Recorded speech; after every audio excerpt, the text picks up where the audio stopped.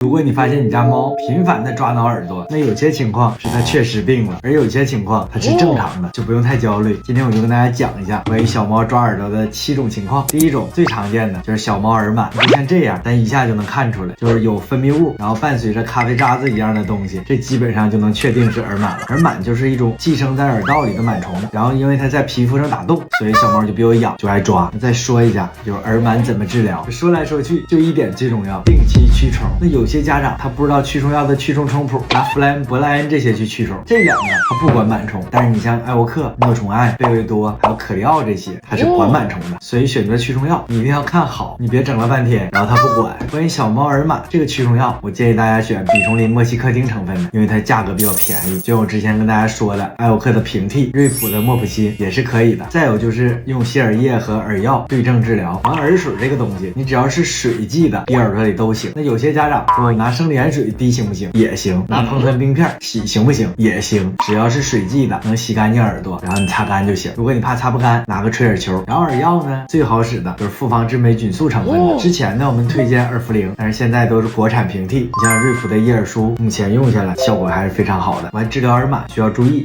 用满28天，因为正常成虫只要是正品的复方治霉菌素都能杀死，但是虫卵到成虫需要14天的孵化周期，所以说间隔1周之后再去巩固。完那个耳药你打开之后，它就只能保存1个月，但是你不打开能保存3年，所以你要是不用，过2天就放坏了。妈，还有不会洗耳朵的，你就私信问我给你发个视频。第二个反复抓挠的原因可能是马拉色菌感染，它跟耳螨有非常明显的区别，虽然都黑，但是马拉色菌比较油。我给你发几张照片你看一下。完马拉色菌和耳螨，如果你实在分不清，你上医院检查一下，或者直接就用复方治霉菌素的药也都可以。马拉色菌它就是一种真菌，所以呢它也会痒，一痒就抓了。然后呢马拉色菌它比耳螨其实好治，但是有很多家长治来治去没治好，什么原因呢？今天我跟大家说一下，就千万不能用棉签往里掏，洗耳朵一定是揉搓然后甩出来，越掏它 L 型耳道跑得越深，所以经常掏耳朵的家长把你这事停了，可能耳朵就治好了。还有就那种治一段时间好了，然后过2天又犯了的，可能就是里边没根治完，按照正确的方法洗耳朵，然后洗干净巩固上药，1个月都能好。再有不好的你私信我，可能就不是耳螨了。第3种就是我们说的球菌或者杆菌感染，也会产生黑褐色分泌物，也会挠耳朵。这种呢就是我们用复方治霉菌素的药，你给它治疗1个月，然后还是没治好，你就需要带到医院给它做一个镜检显微镜的检查，看一下检出来的东西是球菌还是杆菌。如果是球菌感染，一般呢就用点抗生素，还有一些是过敏的，给它一些激素，基本上用1个月就能差不多。那要是杆菌感染，那可能就要配合一下检耳镜还有 CT 去检查，看是不是中耳炎了。这个问题比较复杂，就不具体说了。还有第4种比较奇葩，就是耳朵也挺干净，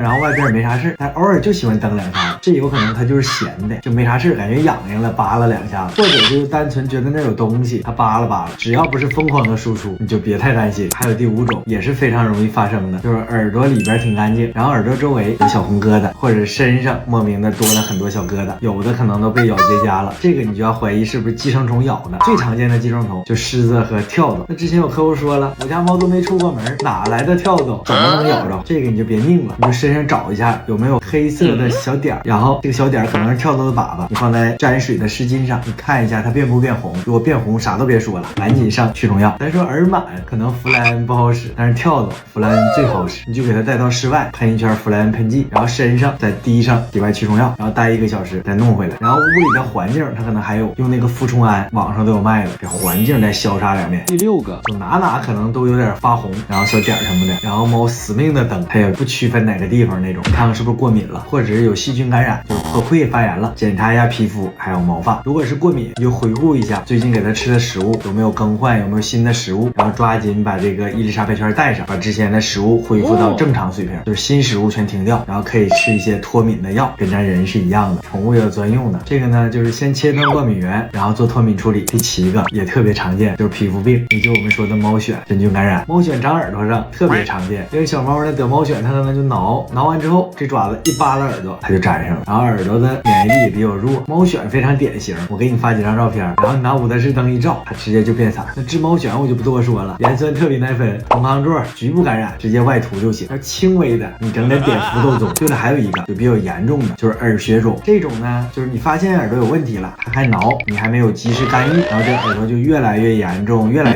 那最后肿的就跟个小球似的。那这种情况你在家肯定搞不定了，赶紧来宠物医院，这钱你还是得让我挣，轻微的咱有药，严重一点的可能要做手术。这个挺血腥，我也不给大家配图了，反正就是你要发现你家猫挠耳朵，你就按我说这几个方法挨个试一下，99%的问题都能给你搞定。还有其他问题大家评论区见，大家觉得我说的还行，记得给我点个关注。